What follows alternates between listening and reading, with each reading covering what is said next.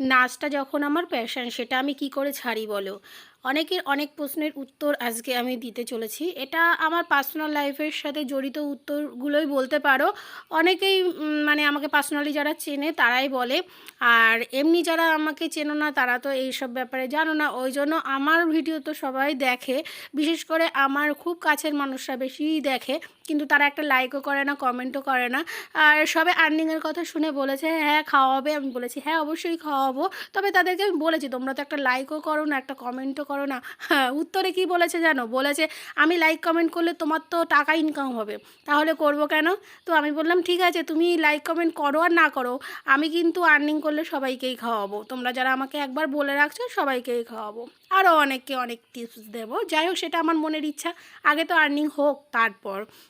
যাই হোক, এই কথাটা কেন বলছি, এই যে নাচ করাই বা আরও অনেক কাজ, আমি অ্যাক্টিভিটির মধ্যে থাকি সারাদিনই। আমার অ্যাক্টিভিটি আমার মতন, আমার পার্সোনাল জগৎ আমার মতন।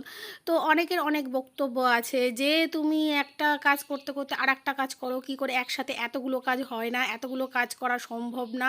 আরও আরও অনেক অনেক অনেক তাদের মন্তব্য।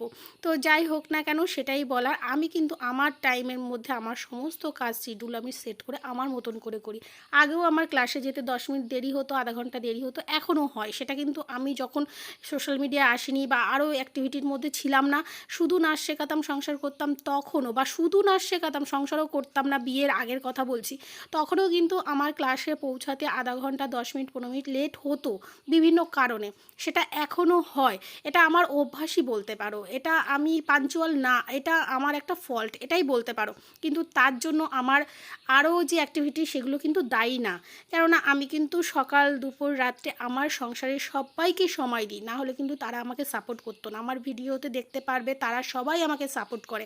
যদি কিনা তাদের সময় না দিয়ে আমি এরকম পাগলের মতো সোশ্যাল মিডিয়া বা আমার বিজনেস বা আমার ডান্স নিয়ে পড়ে থাকতাম, তাহলে কিন্তু তারা আমাকে সাপোর্ট করতো না। এটা গেল প্রথম প্রশ্নের উত্তর। দ্বিতীয় প্রশ্নের উত্তর, যদি আমি ঠিকঠাক ডান্স ক্লাসে যেতাম না, তাহলে কিন্তু আমার স্টুডেন্টরা ঠিকঠাক করে আমার সাথে সহযোগিতা করতো না বা আমার কাছে শিখতো না। এটা গেল দ্বিতীয় প্রশ্নের উত্তর। তৃতীয় প্রশ্নের উত্তর হচ্ছে, আমি সবাইকে সময় দিয়ে আমার সংসারটা একা হাতে গোছাই। তার জন্য কিন্তু আমি কোনো কেয়ারটেকার রাখি না। এটা আমার সমস্ত কাজের মধ্যে দিয়ে আমার সব কাজ করতে হয়। আমার ভালো আমি বুঝবো, আমার ভালো আমার থেকে কেউ বুঝবে না, তাই না? আমার সন্তান যদি না খেয়ে থাকে, সবথেকে বেশি কষ্ট কিন্তু আমার হবে। তাহলে আমার ছেলেরা কিন্তু সত্যি ভালো পড়াশুনো করে, তারা ভালো রেজাল্ট করে, তারা পড়াশুনোর মধ্যে অ্যাক্টিভ থাকে, তারা সামাজিক, তাদের আচার ব্যবহার সমস্ত কিছু কিন্তু আমি সব সময় মেনটেন করি, তাদেরকে সব সময় খেয়াল করি। আমি যেহেতু অ্যাক্টিভ থাকি সব দিকে, আমি কিন্তু আমার ছেলের সংসার, আমার সব কাজে আমি কিন্তু অ্যাক্টিভ থাকি। তোমাদের আশীর্বাদে ভালোবাসায় আমি সুস্থ আছি, আমি অ্যাক্টিভ আছি। আমার মন সেরকমই সবসময় অ্যাক্টিভ থাকে, তার জন্য কিন্তু আমি এত অ্যাক্টিভিটির কাজ করতে পারি। তো যাই হোক না কেন, আমার যে কাজটা ভালো লাগে আমি সেই কাজটাই করি। হ্যাঁ, বলতে পারো আলাদা করে সময় কাটানোর জন্য আচা পাচা লোকের বাড়ি ঘোরাঘুরি এগুলো আমি করি না। আসলে 24 ঘন্টা টাইমটা আমি নিজের মতন করে একদম পাঞ্চুয়ালভাবে কাজে লাগানোর মতন করে ব্যবহার করি। ওই জন্য আমি সব কাজই একই সাথে করতে পারি, যেগুলো আমার ভালো লাগার, আমার ভালোবাসার কাজ।